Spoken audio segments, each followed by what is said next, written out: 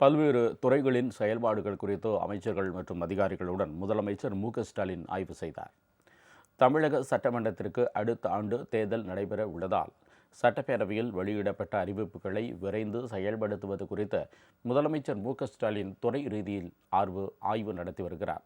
இந்நிலையில் மாற்றுத்திறனாளிகள் நலத்துறை, சமூக நலன் மற்றும் மகளிர் உரிமைத்துறையின் செயல்பாடுகள் குறித்து சென்னை தலைமைச் செயலகத்தில் முதலமைச்சர் ஸ்டாலின் ஆலோசனை நடத்தினார். இதில் துணை முதலமைச்சர் உதயநிதி, அமைச்சர் கீதா ஜீவன், தலைமைச் செயலாளர் முருகானந்தம் மற்றும் அதிகாரிகள் கலந்து கொண்டனர். இதேபோன்று சுகாதாரம் மற்றும் மக்கள் நல்வாழ்வுத்துறையின் செயல்பாடுகள் குறித்தும் முதலமைச்சர் ஆய்வு நடத்தினார். இதில் துணை முதலமைச்சர் உதயநிதி, அமைச்சர் மா சுப்பிரமணியன், சுகாதாரத்துறை செயலாளர் செந்தில்குமார் உள்ளிட்டோர் கலந்து கொண்டனர்.